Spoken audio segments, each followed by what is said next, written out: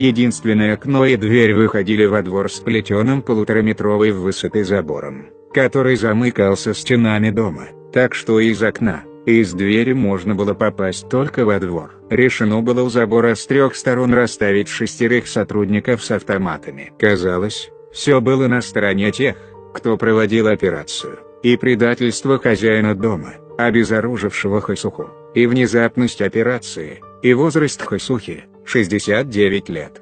Было свежее раннее утро, едва светало, когда Салька с группой чекистов подъехал к селу. Аула еще спал, слышалась перекличка петухов. Но растревоженные собаки подняли дружный лай. Это насторожило Хосуху. Он вскочил, бросил быстрый взгляд туда, где вечером положил оружие. Увидев, что ни оружия, ни одежды на месте нет, Абриак все понял, метнулся к окну. Двор был полон вооруженных людей в офицерской форме. Капкан захлопнулся.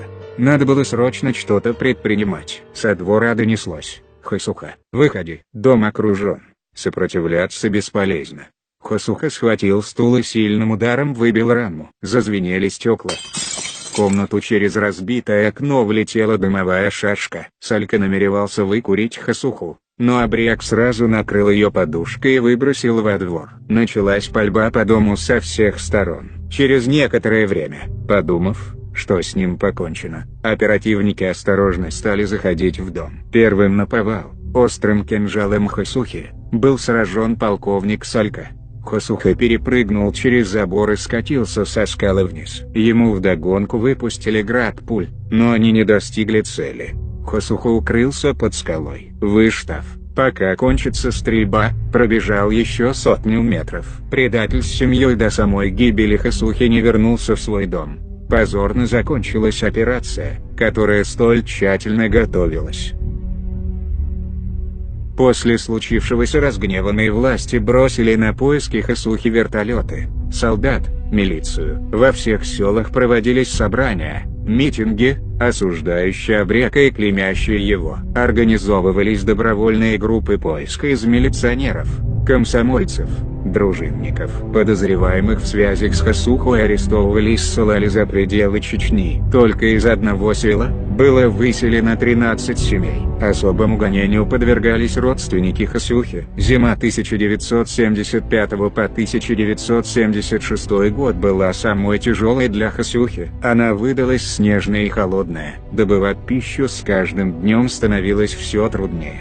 Да и болезни давали о себе знать. Люди боялись наказания со стороны властей и избегали встреч с Хосухой. Он знал, что власти бросили на его поиски большие силы, поэтому старался редко появляться в селах, чтобы из-за него не мучили людей. Тем не менее, ему удалось инкогнито на 3 месяца лечь в республиканскую больницу Грозного и подлечиться. Уходя из больницы, Хосуха оставил записку: «Спасибо за хорошее лечение, Хосуха». И это не так удивительно, что его не узнали, так как на тот момент фотографий Хосухи не было. Однажды, когда его сын, Магомадов Дени, навестил своего отца, то попросил разрешения сделать фото на память. Но Хосуха не разрешил себя фотографировать, мотивируя свой отказ тем, что до сих пор КГБ не смогли его поймать, так как у них не было его фотопортрета. Прошел год с того злополучного дня, чуть не ставшего для него роковым.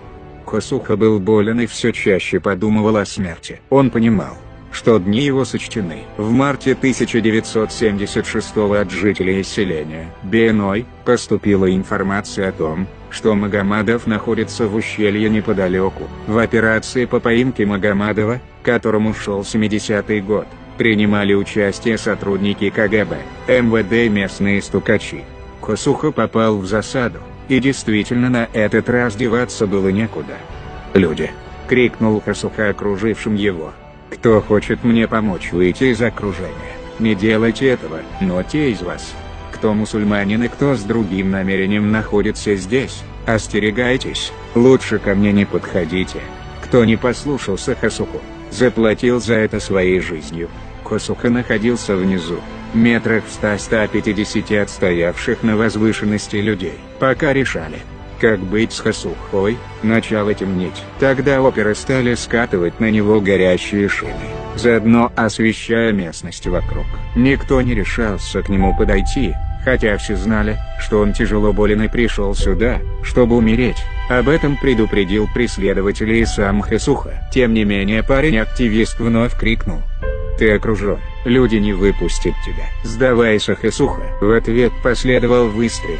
Хэсуха дважды не предупреждал. Сайд Селим Чабдарханов, так звали парня, был смертельно ранен. В темноте кого-то различить было трудно. Хэсуха стрелял на голос. Стоявший рядом с убитым парнем сотрудник милиции с перепугу выпустил из автомата всю обойму. Никто не рискнул окликнуть Хэсуху. Не было смельчаков подойти к нему. Всю ночь пускали вниз горячие шины. Более суток оперативники не смели подойти к трупу Хэсухи. В него, уже мертвого, было выпущено более десятка пуль. Даже тогда, уже трижды мертвого, изрешеченного пулями Хэсуху до смерти, боялись бравые КГБшники, милиция и солдаты. Труп Хэсухи был вывезен в Грозный, в морг республиканской больницы. Местные власти собирались отрезать голову Хэсухи и отправить в Москву. Но даже в то время нашелся среди чеченцев человек, не позволивший издеваться над трупом, имя которого Мак Махмад. К сожалению, где сейчас находится могила Хэсухи, точно никто не знает. В период существования Чеченской республики Ичкерия,